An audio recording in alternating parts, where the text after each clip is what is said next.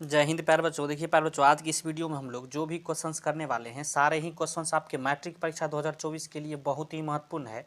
तो इस वीडियो को पूरा अंत तक जरूर देखिएगा और वीडियो अच्छा लगे तो एक लाइक कर देना और साथ ही साथ इस चैनल को जरूर सब्सक्राइब कर लीजिए ताकि इस तरह का महत्वपूर्ण वीडियो जब भी मैं डालूँ सबसे पहले आप तक आसानी से पहुँच सके।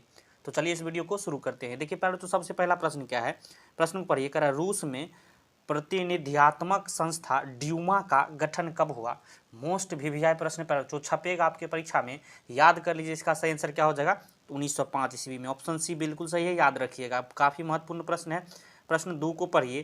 कह रहा है, किस संधि के तहत रूस प्रथम विश्व युद्ध से बाहर हो गया। प्यारे बच्चों याद रखिएगा, काफ़ी महत्वपूर्ण प्रश्न है, बार बार पूछा जाता है। प्यारे बच्चों याद रखिएगा, सही आंसर इसका क्या हो जाएगा, तो ब्रेस्ट लिटोवस्क की संधि के द्वारा। ऑप्शन बी बिल्कुल सही है, याद रखिएगा। चलिए चलते अगले प्रश्न की ओर।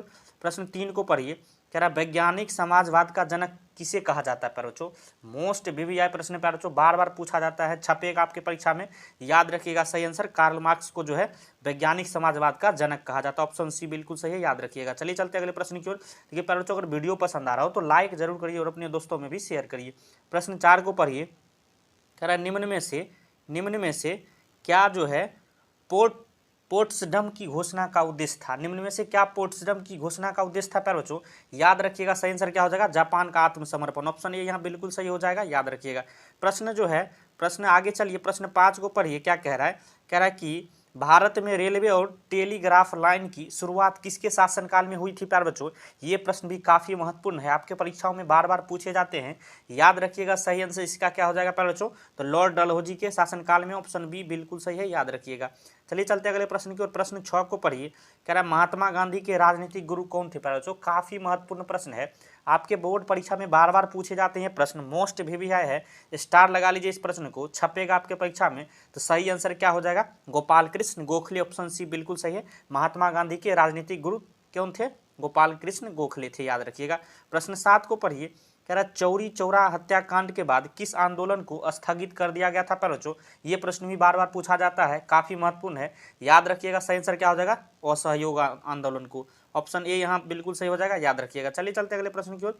प्रश्न 8 को पढ़िए। कह रहा है, लाल कुर्ती नामक संगठन का गठन किसने किया। प्यारे बच्चों ये प्रश्न भी काफ़ी महत्वपूर्ण है, छपेगा आपके परीक्षा में, याद रखिएगा। सही आंसर इसका क्या हो जाएगा, तो खान अब्दुल गफ्फार खान जो है इसका गठन किया था। ऑप्शन बी बिल्कुल सही है, याद रखिएगा। चलिए चलते अगले प्रश्न की ओर। प्रश्न 9 को पढ़िए। प्यारे बच्चों क्या कह रहा है, देखिए प्यारे बच्चों वीडियो पसंद आ रहा हो तो लाइक जरूर करिए और अपने दोस्तों में भी शेयर करिए। प्रश्न 9 भी काफ़ी महत्वपूर्ण है। कह रहा है, लखनऊ समझौता किस वर्ष हुआ था।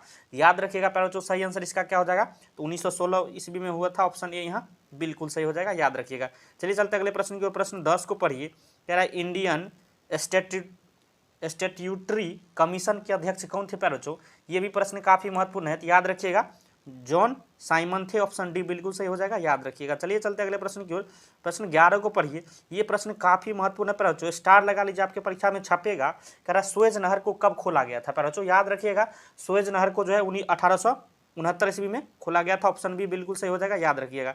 चलिए चलते अगले प्रश्न की ओर। प्रश्न जो है 12 को पढ़िए। कह रहा है कि भारत में प्रथम सूती वस्त्र उद्योग कहाँ स्थापित किया गया। प्यारे बच्चों याद रखिएगा, सही आंसर इसका क्या हो जाएगा, तो मुंबई में खोला गया था और स्थापित किया गया था। ऑप्शन ए यहाँ बिल्कुल सही हो जाएगा, याद रखिएगा। प्रश्न 13 को पढ़िए, काफ़ी महत्वपूर्ण ये भी प्रश्न प्यारे बच्चों। कह रहा है कि 1921 में सरकार द्वारा गठित राजस्व आयोग के अध्यक्ष कौन थे, तो घनश्याम दास बिरला थे। ऑप्शन डी बिल्कुल सही हो जाएगा, याद रखिएगा। चलिए चलते अगले प्रश्न की ओर। प्रश्न 14 को पढ़िए।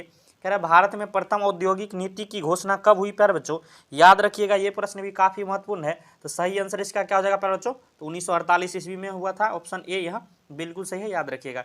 प्रश्न 15 को पढ़िए।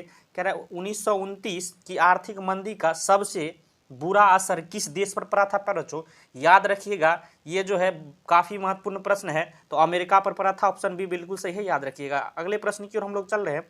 प्रश्न 16 को पढ़िए। प्यारे बच्चों क्या कह रहा है, कह रहा है, युद्धोत्तर पुनर्निर्माण के लिए पैसे का इंतजाम करने के लिए किस संस्था का गठन हुआ था। प्यारे बच्चों ये प्रश्न भी काफ़ी महत्वपूर्ण है, बार बार पूछा जाता है, याद रखिएगा। सही आंसर इसका क्या हो जाएगा, अंतर्राष्ट्रीय मुद्रा कोष का जो है गठन हुआ था। ऑप्शन ए यहाँ बिल्कुल सही है, याद रखिएगा। चलिए चलते अगले प्रश्न की ओर।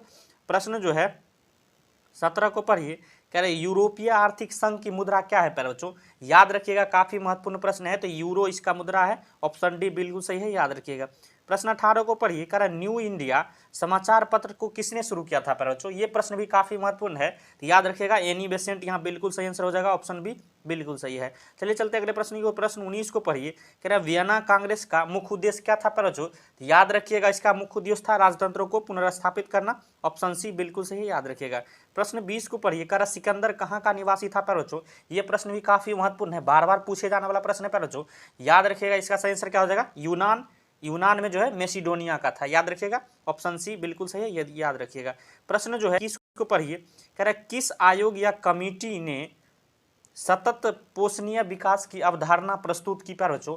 काफी महत्वपूर्ण प्रश्न है, याद रखिएगा सही आंसर इसका क्या हो जाएगा, तो ब्रूंटलैंड आयोग जो है, यही जो है ऑप्शन ए यहाँ बिल्कुल सही हो जाएगा, याद रखिएगा। ब्रूंटलैंड आयोग जो है यही जो है सतत पोषणीय विकास की अवधारणा प्रस्तुत किया था। चलिए प्रश्न 22 को पढ़िए, ये प्रश्न पढ़िए, कह रहा है निम्न में पुरानी जलोढ़ मिट्टी कौन है प्यारे बच्चों। याद रखिएगा यहाँ पुरानी आपसे पूछ रहा है प्यारे बच्चों, सही आंसर इसका क्या हो जाएगा, तो याद रखिएगा हमेशा बांगर मिट्टी को जो है पुरानी जलोढ़ मिट्टी कहा जाता है, ऑप्शन बी बिल्कुल सही है, याद रखिएगा।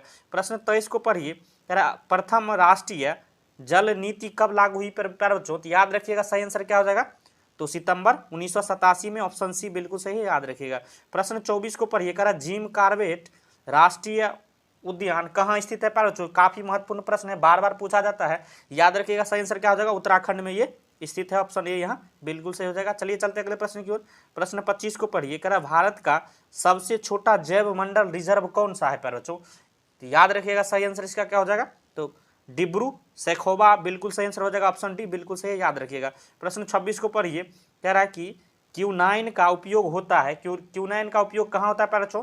काफी महत्वपूर्ण प्रश्न है, तो सही आंसर इसका क्या हो जाएगा, तो मलेरिया में जो है इसका उपयोग होता है, ऑप्शन ए यहाँ बिल्कुल सही हो जाएगा, याद रखिएगा। प्रश्न 27 को पढ़िए, कह रहा भारत में कितने सार्वजनिक क्षेत्र के तेल परिष्करण केंद्र कार्य कर रहे हैं प्यारे बच्चों। ये प्रश्न भी बार बार पूछा जाता है, तो याद रखिएगा 18 इसका बिल्कुल सही आंसर हो जाएगा, ऑप्शन बी बिल्कुल सही याद रखिएगा। प्रश्न जो है 28 को पढ़िए, कह रहे भारत के प्रथम जल विद्युत संयंत्र की स्थापना कहाँ की गई प्यारे बच्चों। कहाँ की गई थी सबसे पहले प्यारे बच्चों, तो याद रखिएगा सही आंसर इसका क्या हो जाएगा, तो शिव समुद्र में की गई थी, ऑप्शन ए यहाँ बिल्कुल सही हो जाएगा, याद रखिएगा। प्रश्न 29 को पढ़िए, कह रहा है कैगा परमाणु विद्युत गृह किस राज्य में स्थित है प्यारे बच्चों। ये प्रश्न भी काफी महत्वपूर्ण है, बार बार पूछा जाता है, तो याद रखिएगा सही आंसर इसका क्या हो जाएगा, कर्नाटक में, ऑप्शन बी बिल्कुल सही है, याद रखिएगा। प्रश्न 30 को पढ़िए, कह रहा भारत के किस राज्य में सौर ऊर्जा के विकास की सर्वाधिक संभावनाएं हैं प्यारे बच्चों। याद रखिएगा सही आंसर राजस्थान हो जाएगा, ऑप्शन सी बिल्कुल सही, याद रखिएगा। देखिए प्यारे बच्चों, आज की इस वीडियो में हमने सोशल साइंस के 30 काफी महत्वपूर्ण ऑब्जेक्टिव प्रश्न इस वीडियो में किए हैं, जो कि आपके मैट्रिक परीक्षा 2024 के लिए काफी महत्वपूर्ण है। अगर वीडियो आपको पसंद आया हो तो लाइक करिएगा, चैनल पर नए हैं तो सब्सक्राइब कर लीजिए, क्योंकि इस तरह का महत्वपूर्ण वीडियो आपको हमेशा मिलता रहेगा। वीडियो देखने के लिए धन्यवाद, मिलते हैं नेक्स्ट वीडियो में, तब तक के लिए जय हिंद जय भारत।